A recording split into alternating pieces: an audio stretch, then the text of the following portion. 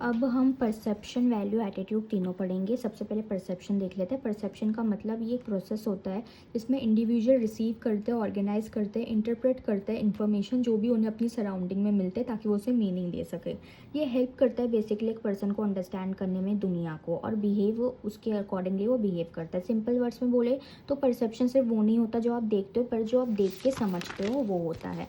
ठीक है, हर एक इंडिविजुअल इंटरप्रेट करता है सेम सिचुएशन को डिफरेंटली, क्योंकि उनके सोचने का तरीका अलग होता है, पर्सनैलिटी अलग होती है, एक्सपीरियंस अलग होता है, एटीट्यूड अलग होता है, वैल्यूज़ अलग होते हैं, थिंकिंग पैटर्न अलग होता है। तो एग्जाम्पल, एक ऑर्गेनाइजेशन में एक मैनेजर ने 2 एम्प्लॉयज़ को डांटा। एक एम्प्लॉय ने परसीव किया कि वो इंसल्ट है और डीमोटिवेट हो गया, दूसरे ने ऐसे परसीव किया कि वो गाइडेंस है और उसने अपना काम इम्प्रूव किया। तो यानी कि ये देखने का नज़रिया होता है, यानी कि कौन सा इंसान कैसे परसीव करता है। दोनों ने सेम सिचुएशन फेस की, लेकिन दोनों के परसेप्शन अलग थे।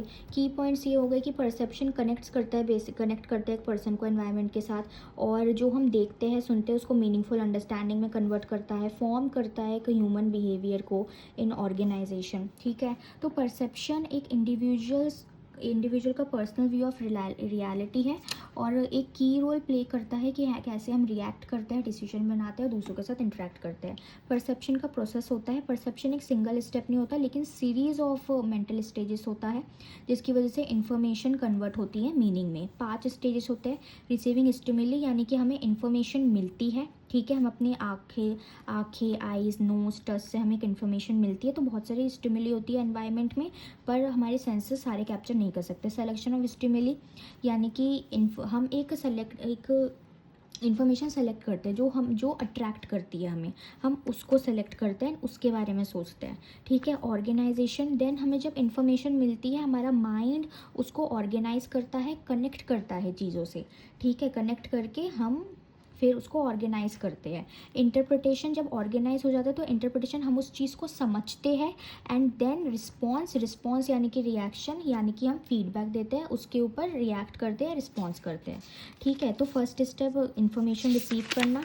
ठीक है, सेकंड वाला यानी कि बहुत सारे स्टिमुली होते हैं, हम एक सेलेक्ट करते हैं जो हमारा अटेंशन कैच करता है।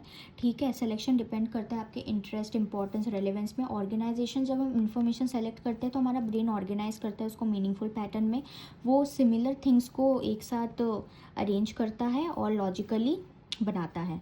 ठीक है, इंटरप्रिटेशन मोस्ट इंपॉर्टेंट स्टेप है। जब हम मीनिंग देते हैं इन्फॉर्मेशन जो हमें रिसीव हुई होती है, इंटरप्रिटेशन डिपेंड्स करती है हमारे पास्ट एक्सपीरियंस पे, बिलीव्स पे, वैल्यूज़ पे।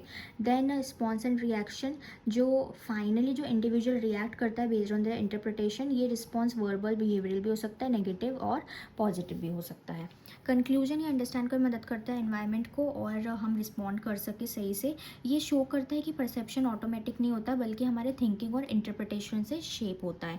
परसेप्शन की इंपॉर्टेंस क्या होती है इन ऑर्गेनाइजेशन, अंडरस्टैंडिंग ह्यूमन बिहेवियर। एक मैनेजर ह्यूमन बिहेवियर को समझ सकता है, कोई सिचुएशन दे सकता है, उसको पता चलेगा कैसे परसीव करा इस चीज़ को। कम्युनिकेशन सही होगी, दूसरों को परसेप्शन पता चलेगा तो हम कम्युनिकेट सही से कर पाएंगे। Aids in decision making, then decision making सही से होगी। इंक्रीज मोटिवेशन बढ़ेगी क्योंकि मैनेजर को समझ आ जाएगा, ठीक है, उसका परसेप्शन क्या है। गुड रिलेशनशिप बनेंगे, लीडरशिप एंड मोरल बूस्ट होगा।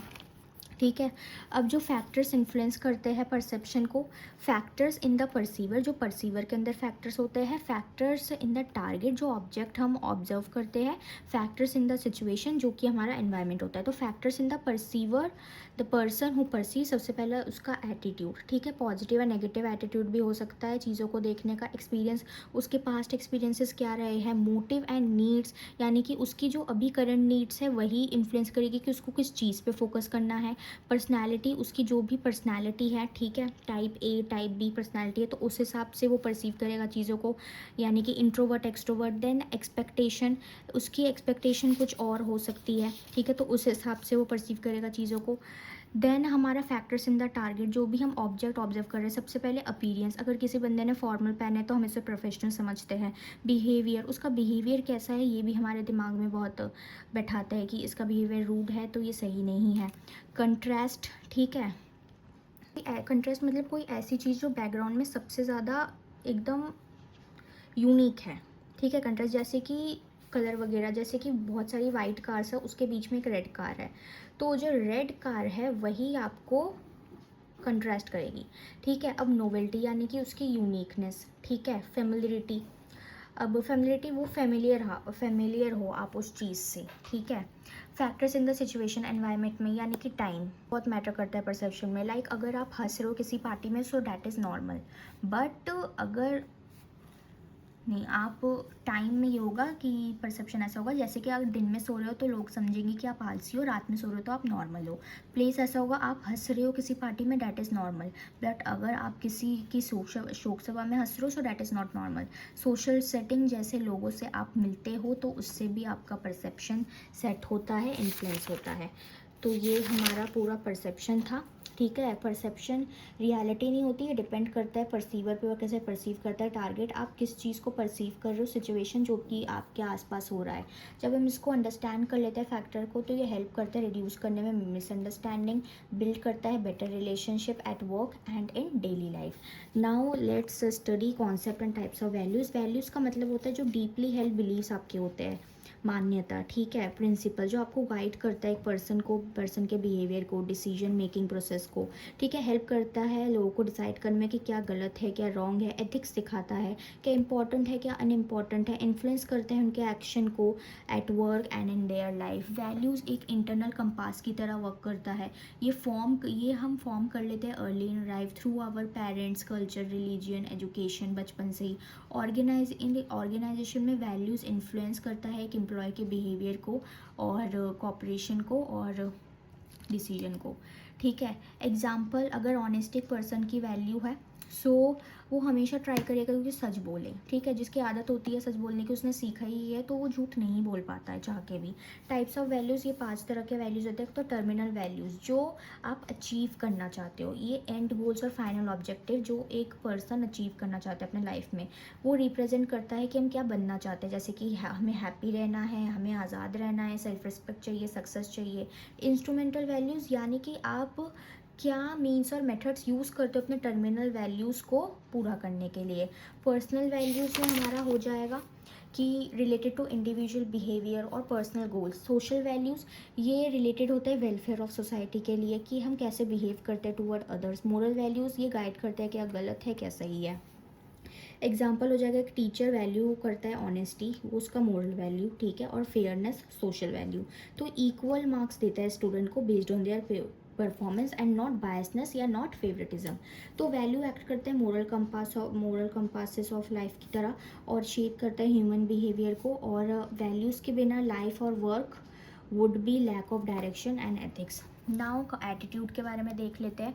सो इसका मतलब कि एक पर्सन की लर्न टेंडेंसी, जो भी उसने बचपन से लर्न किया है, देखा है चीज़ों को, कि वो कैसे फील करता है, सोचता है, कैसे एक्ट करता है ना certain way toward a person, object और सिचुएशन।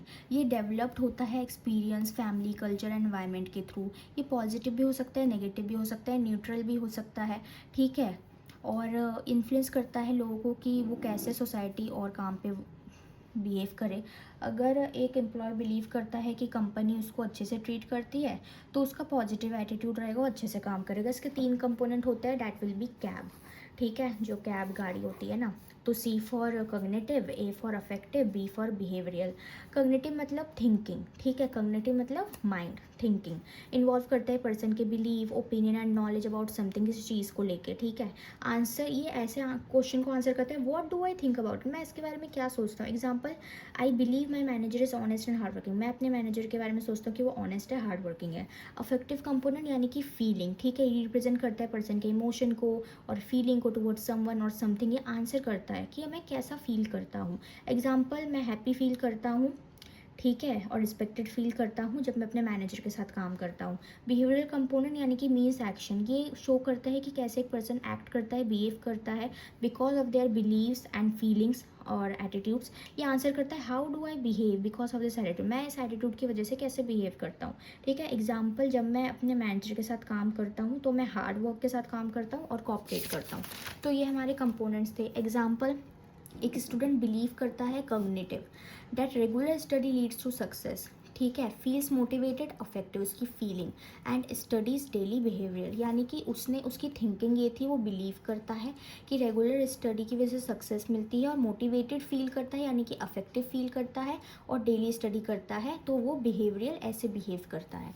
ठीक है, ये शो करते हैं कि कैसे एटीट्यूड अफेक्ट करता है बिहेवियर और परफॉर्मेंस को। कंक्लूजन, एटीट्यूड एक कॉम्बिनेशन है थिंकिंग, फीलिंग और डूइंग का, करने का। इंपॉर्टेंट रोल प्ले करता है बिहेवियर को शेप करने में, वर्क, परफॉर्मेंस, सोशल रिलेशन। एक पॉजिटिव एटीट्यूड से हमें सक्सेस मिलती है, हैप्पीनेस मिलती है। नेगेटिव एटीट्यूड की वजह से प्रॉब्लम, डिससेटिस्फैक्शन, कन्फ्लिक्ट हो सकता है। जॉब रिलेटेड एटीट्यूड देख लेते हैं, यानी कि जॉब से रिलेटेड क्या एटीट्यूड है एक एम्प्लॉय का, एक एम्प्लॉय क्या फील करता है अपने जॉब को लेके, उसकी फीलिंग क्या है, बिलीव क्या है, बिहेवियर क्या है अपने जॉब को लेके, कलीग्स और ऑर्गेनाइजेशन को लेके। ये एटीट्यूड डिटरमाइन करता है कि एम्प्लॉय सेटिस्फाइड है, मोटिवेटेड है, लॉयल है अपने ऑर्गेनाइजेशन को लेके या नहीं। एक पॉजिटिव जॉब रिलेटेड एटीट्यूड होगा तो उसकी वजह से बेटर परफॉर्मेंस रहेगी, एक नेगेटिव होगा तो उसकी वजह से लो मोरल होगा। 4 टाइप होते हैं, एग्जाम में आ जाता है पूछने के लिए। जॉब सेटिस्फैक्शन, जॉब सेटिस्फैक्शन मतलब कितने हद तक जो एम्प्लॉय अपनी जॉब को लाइक करता है, डिसलाइक करता है, डिपेंड करता है उसे सैलरी अच्छी मिल रही है कि नहीं, वर्किंग कंडीशन सही है कि नहीं, प्रमोशन, रिलेशन विद कलीग सही है कि नहीं।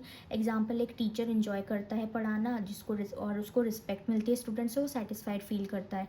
हाई प्रोडक्टिविटी रहती है, लोअर टर्नओवर रहता है, लोग कम छोड़ के जाते हैं, ठीक है, जो कि सेटिस्फाइड रहते हैं वो। जॉब इन्वॉल्वमेंट, इसका मतलब हाउ डीपली आप इन्वॉल्व हो, कमिटेड हो अपनी जॉब को लेके। ठीक है, एक एम्प्लॉय वर्क को लेके कितना कमिटेड है। एम्प्लॉय हाई जॉब इन्वॉल्वमेंट के साथ अपनी जॉब को सीरियसली लेते हैं और रिस्पॉन्सिबल फील करते हैं। ठीक है, फॉर रिजल्ट्स, एग्जांपल एक डॉक्टर लॉन्ग आवर्स तक वर्क करता है पेशेंट को ट्रीट करने के लिए, तो उसकी जॉब इन्वॉल्वमेंट दिखाता है। ऑर्गेनाइजेशनल कमिटमेंट, ठीक है, मतलब इमोशनल अटैचमेंट एंड लॉयल्टी जो एम्प्लॉय फील करता है अपनी ऑर्गेनाइजेशन को लेके। ठीक है, ये एम्प्लॉयज़ सिर्फ पैसों के लिए काम नहीं करते, लेकिन ये बिलीव करते हैं अपने ऑर्गेनाइजेशन के एम को लेके, गोल को लेके। एग्जांपल, एक एम्प्लॉय कंपनी के साथ रहता है even during tough times, because वो उसके विजन को ट्रस्ट करता है। Perceived organisational support, POS, this is the believe that the organisational values employees work and cares for their will. तो ये बिलीव होता है, ठीक है, जो ऑर्गेनाइजेशन है एम्प्लॉयज़ को वैल्यू करती है, एम्प्लॉयज़ के काम को वैल्यू करती है एंड केयर करती है उनके वेलबींग के लिए। जब एक कंपनी प्रोवाइड करती है health insurance, recognition, training, training, तो एम्प्लॉय सपोर्टेड फील करता है और लॉयल रहते हैं। Example, company like Infosys employee को ट्रीट करती है with respect, good career growth offer करती है, रिकॉग्नाइज करती है उनके अचीवमेंट को। As a result employee higher commitment show करते हैं, सेटिस्फैक्शन शो करते हैं और परफॉर्मेंस भी उनकी सही रहती है। तो बेसिकली ये की ड्राइवर्स है ऑर्गेनाइजेशन सक्सेस के लिए। एम्प्लॉय सेटिस्फाइड रहते हैं, इन्वॉल्व रहते हैं, कमिटेड रहते हैं तो परफॉर्म करते हैं सही से और लॉयल रहते हैं। ऑर्गेनाइजेशन को फोकस करना चाहिए एम्प्लॉय के मोटिवेशन को लेके, फेयर पॉलिसीज़ को लेके, अप्रिसिएशन को लेके और पॉजिटिव एटीट्यूड बिल्ड करना चाहिए।